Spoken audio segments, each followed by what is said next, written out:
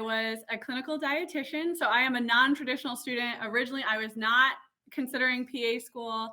I'm also an out-of-state student. I attend Missouri State, but I am actually from Illinois originally and will be working in Wisconsin after school. So they knew that up front. And so for those reasons, when I was applying to school, I had a lot of special considerations. And I'm here today to help you get into PA school. That's my overall goal, is I want you to find the school that's right for you and to be able to succeed. So today we're going to talk about professionalism throughout your entire journey, starting with shadowing, volunteering, the application to go to PA school, and then preparing for your interviews and after your interviews as well. So when it comes to volunteering, some of this may sound a little repetitive or a little bit straightforward, but I want to make sure that you start with the best foot forward.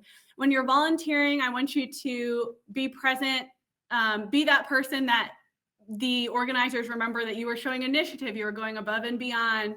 As far as following your passions, when you're volunteering, it does not necessarily have to be medically related. The best thing that you can do is to show that you care about something. So if you really care about animals and want to volunteer at a humane society, for most schools, that's perfect. They would rather see that you volunteer for 4 years at a humane society than that 8 hours that you did at a medical fair on campus. It's that longevity of relationships that's important, and creating relationships, because some of these volunteer coordinators might be the ones writing your recommendation letters for PA school. Being timely, just making sure that you're on time and being dressed correctly. Again, some of the coordinators might be someone that you consider getting or asking to write a letter for PA school when you apply. And you don't want to be known as that person that asked to leave early every time, that was flaky, for better words, that they could not count on, because then when you ask for a letter for PA school, they're not going to lie. They might say, this person was not somebody that I could necessarily assume was going to show up or that I could count on. And then just being upfront. It's okay to say that you want to go to PA school in the future. Making sure that you have contact information. When you go to log these experiences in CASPA, which is the centralized application for applying to PA school, you're going to be able to put in information about these experiences. So if you don't know who the coordinator was and you can't really expand on what you did at this volunteer site, well, then maybe you didn't get a lot out of it. So having a copy of what you did as far as volunteer duties, and then who that you worked with, if they needed to, someone that they could reach out that would know who you are, is going to be better. And like I said, it doesn't have to be a medically related volunteering opportunity, but these are just some ideas for where you could volunteer, both medically and non-medically related. Some of them are easier if you're looking for virtual opportunities, like the crisis text line is something that some students are able to get involved with, where it is just that, it's remote. And so that could be something that's a good opportunity for non-traditional students or people who work full-time.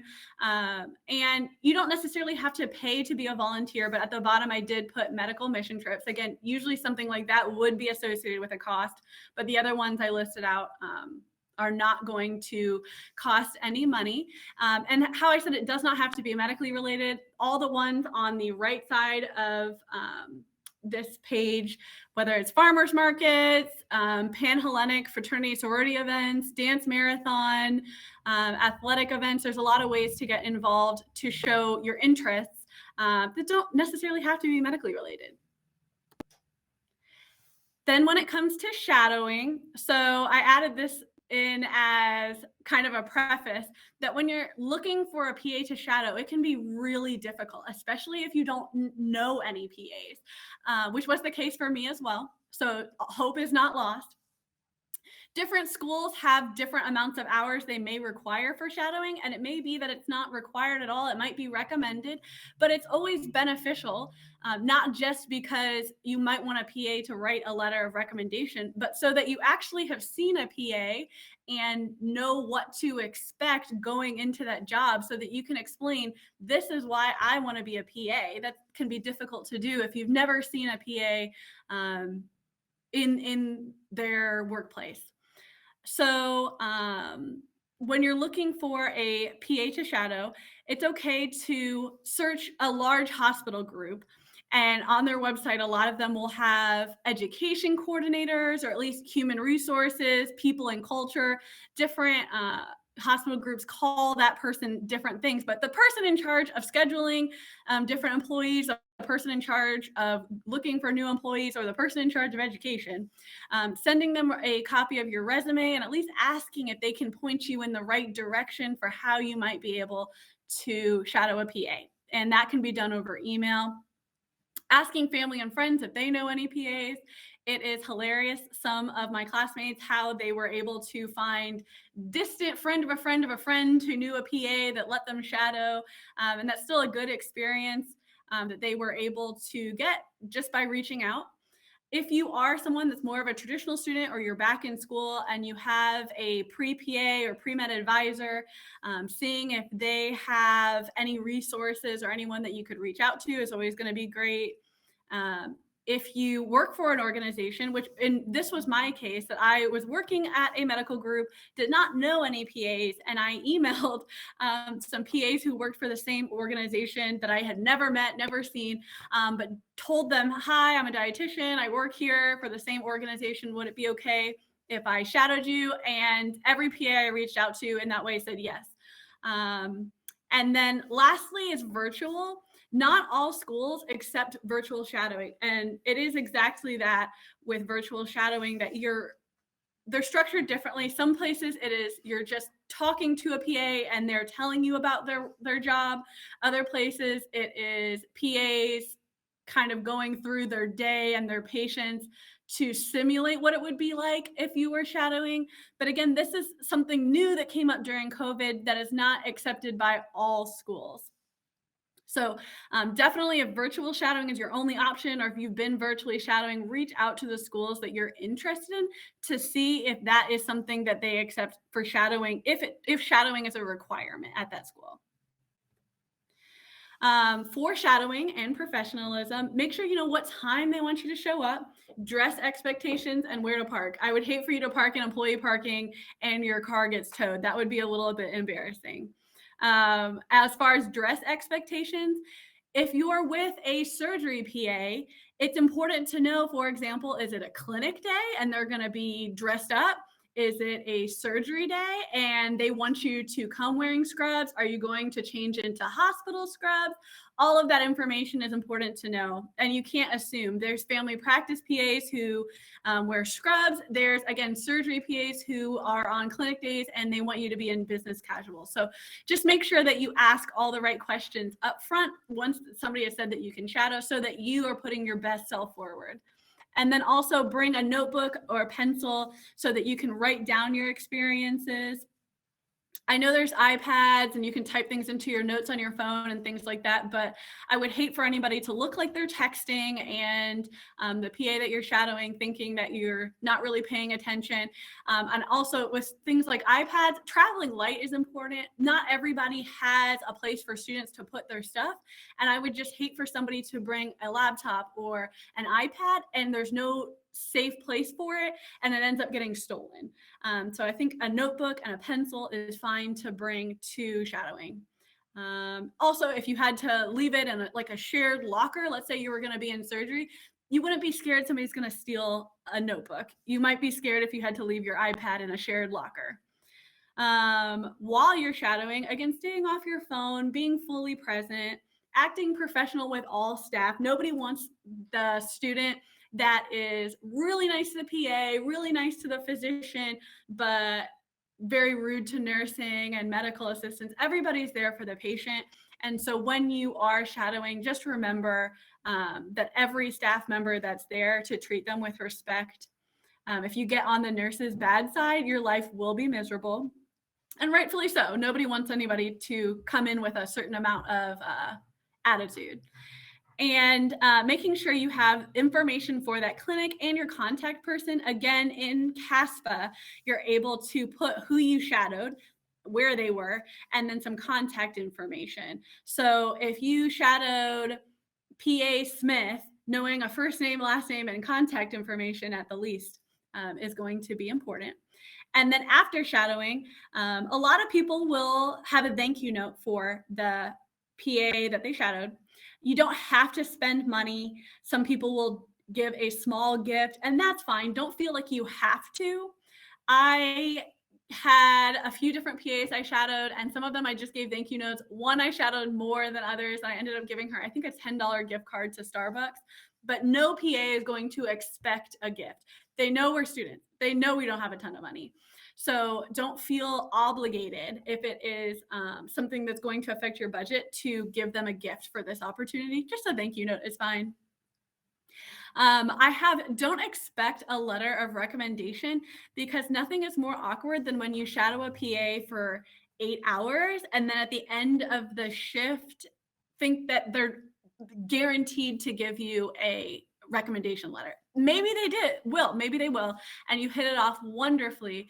But if that person is someone you want a recommendation letter for, I would recommend trying to shadow them longer term to where they could really speak to you as an applicant. It's hard in 8 hours to be able to say that this person is a great applicant and I know that they're going to succeed and they have all these great qualities when you've only talked in between a few patients. And remember HIPAA. Again, I hope that goes without saying, but we're all trying to be in the medical field. Just because you're lucky enough to be able to shadow doesn't mean that you can go out and tell your friends, oh my gosh, I saw our principal from middle school and he had a giant mole on his face or something like that. HIPAA exists. You're getting ready to enter a field of healthcare, and we treat patients with respect. So remembering that when you leave, to keep patient information private. As far as the application, when you are filling out CASPA, making sure that if something is a lesser known acronym, that you at least list that out once. So like registered dietitian is RDN, registered dietitian nutritionist actually is what we changed to. I listed that out. So at least somebody would know what the N stands for. DTR is another one that was kind of in my wheelhouse, which is dietetic technician registered. Not everybody knows what a DTR is. So if you have acronyms you're putting anywhere on your application, whether it's in the explanation section or in your personal statement, making sure that you at least explain once what that stands for. Do not put physician's assistant. It's that apostrophe. Nobody owns us, and the apostrophe S implies just by grammar that you are someone's assistant, and a physician assistant is not someone's property. So it's just physician assistant, not physicians. It's okay to contact schools with questions. A lot of schools will have on their website just a general email for questions. And it's okay to reach out. I think it's better to reach out rather than put forth an application that's not quite what they were asking for. So if you have questions about what courses they would accept, where they want certain things on your application, things like that, reach out. Some schools offer pre-advising. I know mine did, where I could reach out ahead of time and say, would this class count?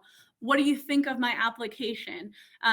Most schools that do offer pre-advising, you have to do that before submitting your application, because once you submit your application, it's just off, right? It's they already have it, so you can't change it. So making sure you're going in the correct order of things, and be as clear as possible when you're asking questions. Instead of asking really vague questions like, what kind of psychology class do you want? If you already have something in mind, just say, hi, I took Psychology 101. It's great if you have the explanation of the class and class notes, like the syllabus. If there's a question, that would be something that they might ask for. But if not, it's okay too. And then making sure that when you're emailing schools, or even when you're providing emails on CASPA, that you're using a professional email, like just a school email, or your first and last name, something like that. Avoiding emails that are embarrassing, or emails that the school might think twice about. Medical Lover 2023 at email or whatever.com is one that I thought of. I don't know that that's a real email, but avoiding anything that's potentially embarrassing. Have someone you trust proofread your application and make sure it speaks to you as an applicant. You don't want to put forward a great application, but where you took all of your important attributes out of it, or your great things about you, maybe you forgot that somebody trustworthy close to you would remember. Asking people who you want to write your recommendation letters in advance. Don't just send them an email link with the app or with your recommendation portal to fill out. Ask in advance. How far in advance depends.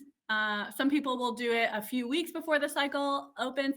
I asked some of my letter writers like in December, when CASPA didn't open till April, but just so they had it in the back of their mind, and I knew that I could count on them. So it's okay to ask early. Just give them time and make sure they're going to say yes. And that you give them a deadline. Not everybody knows how CASPA works. So if you want to apply early, saying, I need my recommendation letter by May 1st or June 1st, and you can send a little note on CASPA to your recommendation writer. I would put that in there as well, again, in addition to telling them ahead of time, just so you're not waiting on a recommendation letter at the end when you want to submit to schools.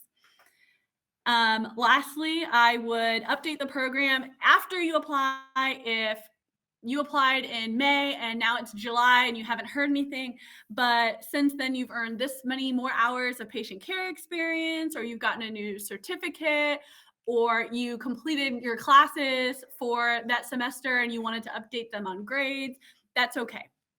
And it's okay to reach out just once with an email that says that information to, again, just a general email, or if they have an admissions coordinator email. While you're waiting, so the in-between, when you already submitted your CASPA application, but before interviews, it's okay to practice interview questions, and I recommend it with career services. So even if you're a non-traditional student like I was, a lot of places will let you go back to your alma mater and still utilize their career services center. So that could be an option for you, even if you're not in school anymore, just to have practice interviews that you wouldn't have to pay for a service.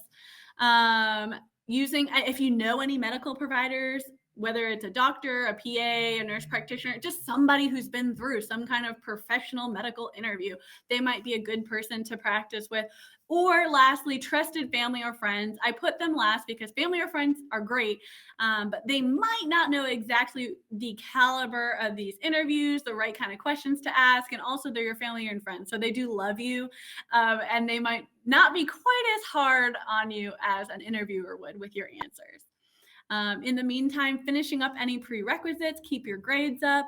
It would be a little bit embarrassing if you had a 4.0 until now, and then at your interview, you had to say, oh, I actually got 2 Ds. Hope that doesn't affect my chances. It might. So just trying to keep your grades up as high as possible in between applying and your interviews. Just because you hit submit doesn't mean that your grades go out the window. And continue to update your resume that you can either bring to interviews, or like I said, once, if you haven't heard from schools about an interview, you can reach out just with updated information. So you got an interview and you're really excited, I'm sure, making all efforts to not reschedule an interview. And so by that, I mean, some interviews are very last minute. Some we'll know weeks ahead of time. I knew mine weeks ahead of time. If you were on an interview wait list, which is a thing, sometimes a school will put you on a wait list just to get an interview, and they might say you have an interview on Monday and it's a Saturday. And so you don't have a lot of time to turn around. So consider making your employer aware of your interviews or that you might be interviewing this season, I say consider, because I understand not everybody is comfortable sharing with an employer that you're going to be leaving potentially. So that's up to you. But rescheduling an interview for PA school is very hard to do. For kind of on that same thread, consider alerting coworkers if you don't want to tell your employer. If you work in a environment where someone could cover your shift, consider having coworkers kind of lined up, knowing that maybe they'll have to cover your shift. And then having travel arrangements or an idea of travel arrangements planned. If you live in Missouri and you're applying to a school in California and you got an interview like that, how are you going to get there? Because sometimes there's not a lot of time to get a flight. I'm not trying to talk anybody out of it. Sometimes, like I said, I had a lot of time. I had maybe a month of time before my interview at Missouri State when I was notified and when the actual interview was. But that's not always the case. So knowing, am I going to take the train? Am I driving? Am I planning on flying? How many days am I going to be gone? Some schools have 1-day interviews. Some schools have 2-day interviews. Just depends. And then being prepared. When you get to an interview, some schools will have you write a paper or to gauge your writing style, or some will just ask you questions during interviews about current topics facing the profession. So being up to date on things like optimal team practice, the name change, anything that's relevant to the profession that's up and coming that is potentially going to impact your future, they expect you to know something about it. Now, you don't have to be an expert. You don't have to be ready to write a whole dissertation on optimal team practice, but knowing what it is in general. Knowing the interview style of that program, some do one-on-one, some do group interviews, some do multiple mini interviews. So knowing how to prepare is important. Knowing what kind of questions, knowing how long you're going to be with interviewers, things like that is important to know to put your best foot forward. And again, just my basics that I've thrown in for everything, knowing where you're going, knowing how to dress, and knowing where to park. I would hate for your car to get towed when you're interviewing for PA school. Again, that would be a little embarrassing. So making sure that you have a campus map, that you know where you're going that day, and you're not late for your interview because you went to the wrong building. When it comes to the dress code, you only get one interview for each school for PA school for the most part. So business dress, it's important to put your best foot forward. The ideal outfit to me is a suit. Some people will just do like a dress shirt and pants, but I really would encourage you to dress in a suit if you can, women included. Check for gapping in the bust, especially if you're a bustier person. Again, just as far as professionalism, choosing neutral colors. I myself am a bright gal, but you better bet that day I had a 2-day interview and I wore a gray suit one day and a black suit the next day. And I avoided any busy undercolor shirts. So by that, I mean, it's great if you have a khaki suit, but if you have a plaid shirt under it, that's not very neutral. This is not necessarily the time to have a huge outgoing dress style. So avoiding chunky statement jewelry. As far as smartwatches, I would recommend taking them off just so you're not tempted to look down at them to see who's texting you and things like that. It's important to be as attentive as possible during interviews, and then covering any large tattoos as best as possible. Tattoos are not as taboo as they used to be. So if it's something like a really small tattoo on your foot or a really small tattoo behind your ear, that's really up to you. But if you have a huge tattoo on your sleeve, I mean, for anybody, wearing long sleeves could be good to cover that up. I know business dress is very expensive. I don't want to sound like I don't recognize that. So using things to your advantage, like thrift stores, resale websites. I borrowed 2 suits from a family friend, actually, because suits can be really expensive. Lastly, I never tried them, but people have told me about Klarna and Afterpay and some of those installment plan kind of apps where you can buy something and pay for it in 4 payments or 6 payments, kind of the new version of layaway. Something like that may be helpful if that's a huge expense for you. Again, not all schools have 2-day interviews. You might only need 1 suit. If you find it at a thrift store, that'd be great, or some borrow it from someone, but trying to make sure that you're dressed as professionally as possible. For hair, if you are someone who nervously kind of pulls at your hair or twists around your finger, make sure it's out of your face. Make sure you feel comfortable. Avoid any brand new styles or dyeing your hair right before interview. Again, times have changed a lot, but I would try to stick away from unnatural hair colors. So from that, I mean like fire truck red, yellow, neon green, neon orange. A lot of hospital systems have specific rules about unnatural hair colors, and you're going to have to go to clinicals. So anything that you would not feel comfortable wearing to the hospital, or that you don't feel like a school would feel comfortable sending you in for clinicals, I would not do on my interview day or wear on my interview day. And then again, if you have long hair and you're going to be tying it up, avoiding anything like hair tinsel, magnetic cuffs on braids, or large barrettes, anything that's going to be chunky, large, or super attention grabbing. It might not be the right day to wear it.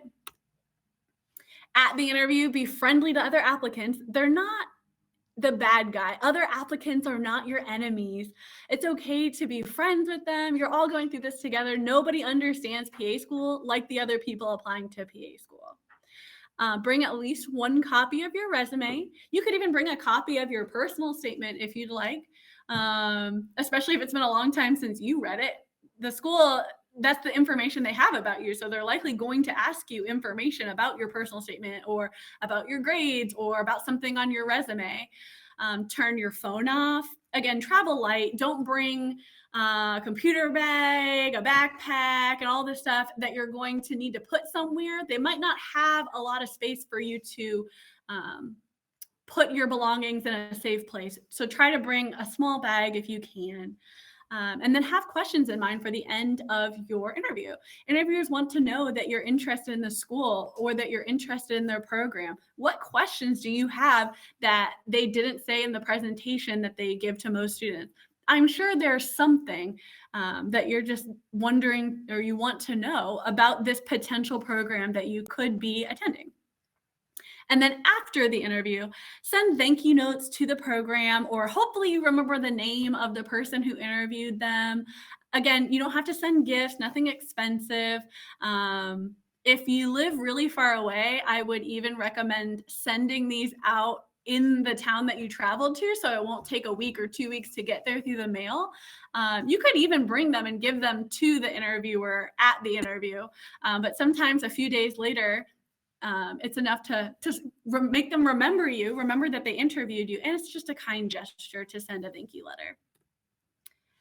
So if you have any questions, I'm going to take this off and answer some questions in the chat if anybody has any. But I also have my email up on the screen. It's just cm485s@missouristate.edu. And this is a picture of me, a really embarrassing picture of me. Honestly, I look so happy. But this is a picture of me the day that I had my interview for Missouri State University back in 2020. I was so excited. And I promise I was true to my word. I wore a gray suit with just a plain green shirt. I didn't have any jewelry on. I wore my most plain glasses. So I promise I am true to my word, telling you guys what I would have done. So I'm going to turn this off and get back in the chat, and I can answer some questions if anybody has any.